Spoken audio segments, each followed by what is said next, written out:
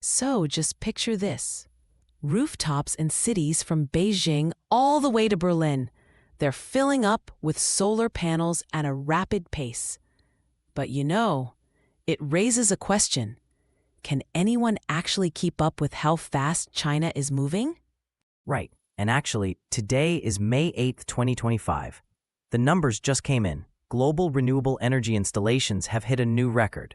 Last year, in 2024, 92.5% of all new electricity capacity worldwide came from clean sources. Solar, wind, that kind of thing. That's the highest share we've ever seen. So, does this finally signal the decline of fossil fuels, or is it too soon to say?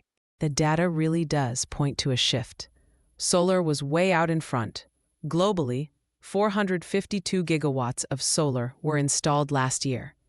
That's more than 3/4 of all new renewables, and it bumped global capacity up by over 32%. For the first time ever, we crossed 2 terawatts of installed solar capacity. Just to give a sense of scale, solar now accounts for 46% of all renewable electricity capacity worldwide. But one country really stands out, China. Nearly 64% of new renewables last year came from there. Why do you think China's pulling so far ahead of everyone else? It's mostly about scale, but also strategy. China added 278 gigawatts of solar last year. That's over half of the global total. Their cumulative solar capacity reached 886 gigawatts. And if you look back, in 2012, China had just a bit over 4 gigawatts. The acceleration is, honestly, it's massive. But how did they make that leap so quickly?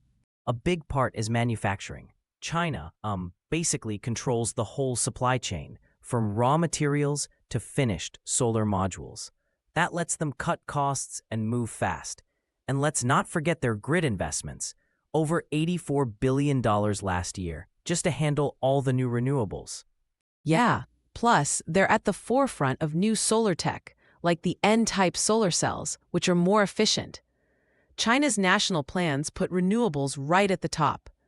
But, not everyone's keeping up. Asia's leading, but places like Central America and the Caribbean, last year they made up just 3.2% of new capacity. That's quite a gap. The G20 countries alone delivered 90% of the new renewable capacity last year. So, what happens to the countries falling behind? Are they at risk of being left out in terms of both economics and energy security? It's definitely a concern. International organizations are, really pushing for more collaboration. Things like sharing technology and offering more financial support. There's also talk about shifting fossil fuel subsidies into renewables, especially for countries in the global south. Even so, it's not enough yet. The world has set this goal to triple renewable capacity by 2030. That would mean 11.2 terawatts installed. At the current pace, we'd only reach about 9.8 terawatts. So, what actually needs to happen to close that gap? We'd have to ramp up annual growth to about 16.6% through 2030. That's not just about building more solar and wind. It's also about solving tricky problems like grid integration and getting better access to finance in regions that are left out. And, the impact goes beyond just meeting climate targets. This is about reshaping energy markets and maybe even changing the geopolitical balance. If China keeps leading, could they end up controlling the world's clean energy supply chains? That's really the big question on everyone's mind. The transition we're seeing is historic, but it's also, honestly, a warning. If countries don't find ways to work together, we'll see even bigger divides in who benefits from this energy shift. And as things speed up, the choices made now will shape the future for decades. Will we meet the targets, or will some regions get left behind? That's what we'll keep watching.